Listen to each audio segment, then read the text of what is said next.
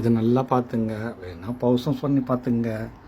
உங்களுக்கு புரியுமோ புரியாதோ நானே புரிய வச்சிடுறேன். கர்வத்தோடு சொல்லுங்கள், நான் கடவுள். அதாவது யானைக்குட்டியை யானைக்குட்டின்னு சொல்லுவோம், புலிக்குட்டியை புலிக்குட்டி சொல்கிற மாதிரி எல்லோருக்குமான மாம்டல் கடந்து கடந்து உள்ளேருந்து வெளியே வந்து தான் இத்தனை டெக்னாலஜி கொடுத்துருக்காங்க.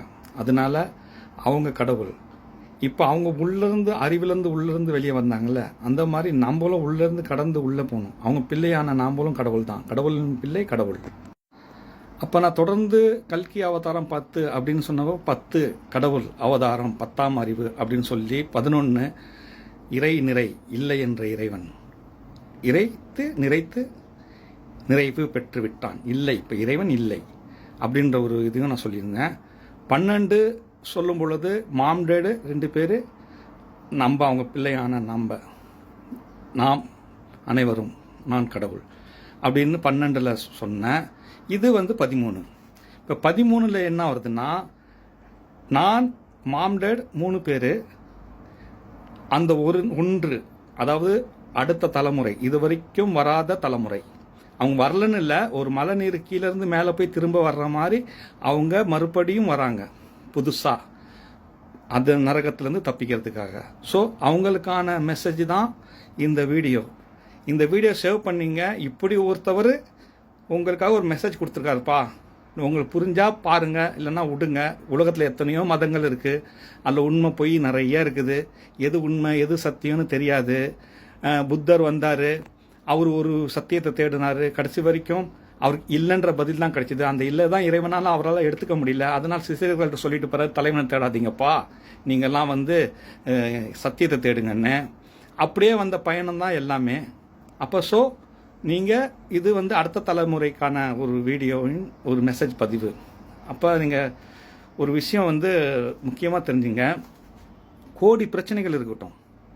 இப்போ நானே வந்து ஒரு மோட்டிவேஷன் தான், அதாவது நானே உங்களுக்கு உற்சாகம் ஊட்டக்கூடியது தான். எப்படின்னா, என்னோடய ஃபுல் வீடியோ நீங்கள் பார்த்தீங்கன்னா 5 வருஷமாக வீடியோ போடுறானே, எனக்கு என்கிட்ட பதில் நிறையா இருக்குது. கேள்வி யாரும் கேட்க மாட்டுறாங்க, ஷேர் பண்ண மாட்டுறாங்க. இருந்தாலும் நான் வீடியோ போட்டுக்கிட்டே இருக்கேன்.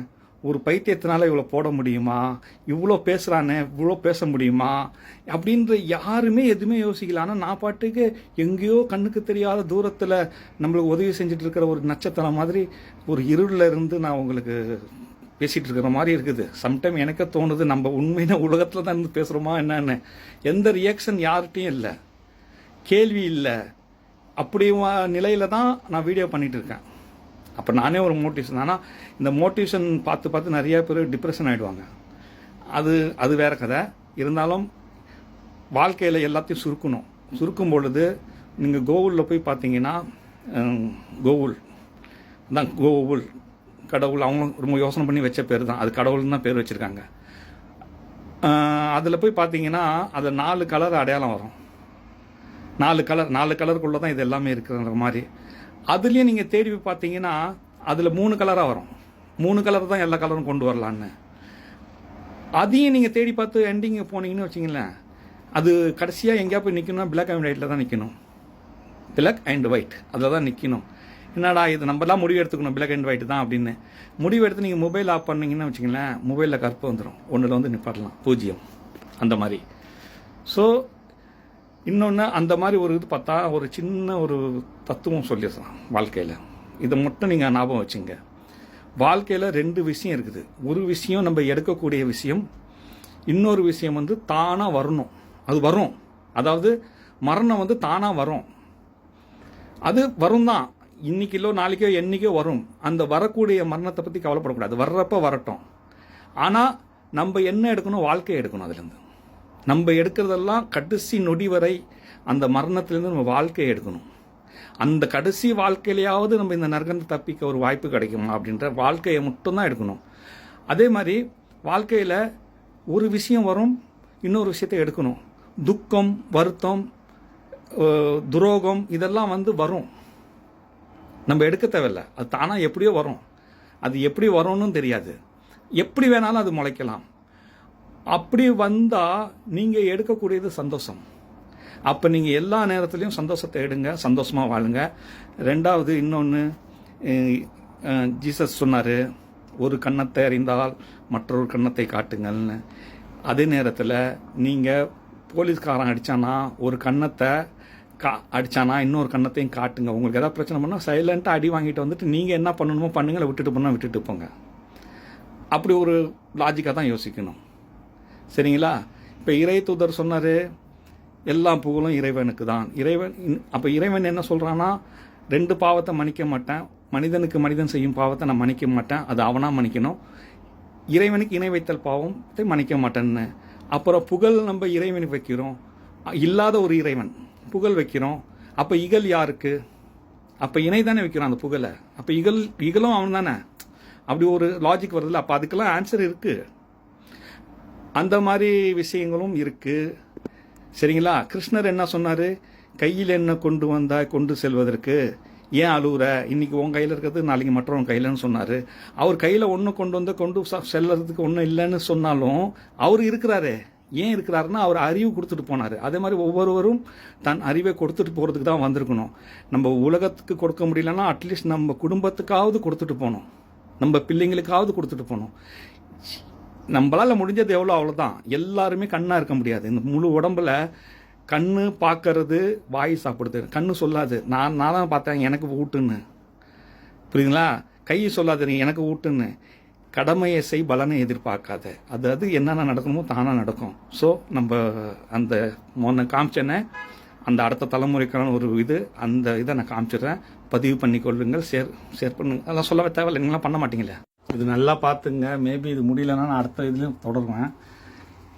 அதாவது இது பிரபஞ்சம், பிக் பேங். இதுக்கப்புறம் என்ன இருக்குன்னு யாருக்குமே தெரியாது. சயின்ஸ் வந்து கண்டுபிடிக்கல.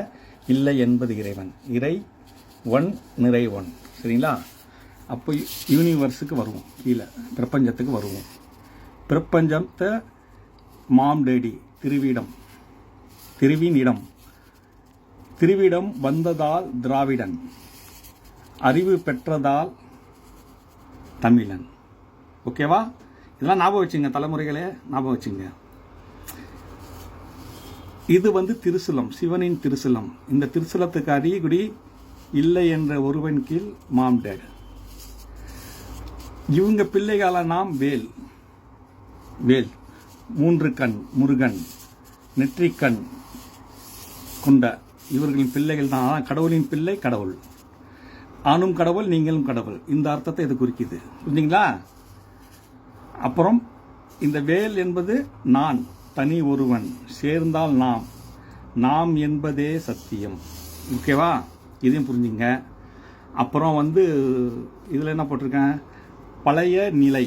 அதாவது பழைய நிலைனா எப்பவும் போல தான், ஆனால் புதிய மலை போல். புதிய மலை தான், அது பழைய தண்ணி போய் தான் புதிய மலையாக பெய்யுது. அதனால புதிய மழலை பிள்ளை, அது பழைய பிள்ளை தான், அது மறுபடியும் ரிவர்ஸ் ஆகி வருது.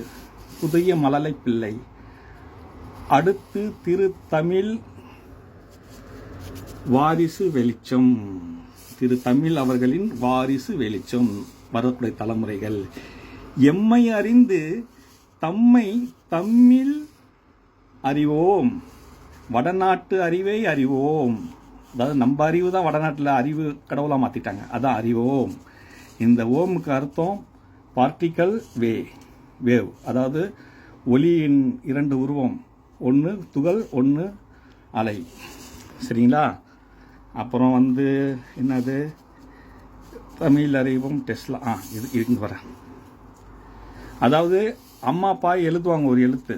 அப்போ எழுதும் போது அந்த எழுத்தில் சில குறிப்பெல்லாம் எழுதியிருப்பாங்க. அதை நம்ம தான் கண்டுபிடிக்கணும். இப்போ நான் உங்களுக்கு கண்டுபிடிச்சி சொல்கிறேன் தமிழ் ஏன் வாழணும்னு. வீனஸு வந்து அது சுத்தக்கூடிய நாட்கள் 247 2 அதாவது 2224 7 நாட்கள் அப்படி வரும் கணக்கு. இந்த 2 வந்து மாம் டேடு, இந்த 0 வந்து நான். 247 தமிழ் எழுத்துக்கள். அதே மாதிரி 365 நாள் பூமி.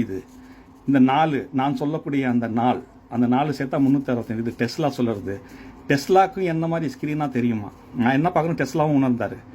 டெஸ்லா, லா எனும் இறைவன். லா இல்லை, தமிழ் சார். ஓகேவா? இது வந்து மார்ஸ். இந்த மார்ஸுக்கு 7, 8, 6 தமிழ்லேருந்து ஆரம்பித்தது இறுதி இறை தூதர் வரைக்கும் இந்த பயணம் தொடர்ந்துருக்காங்க.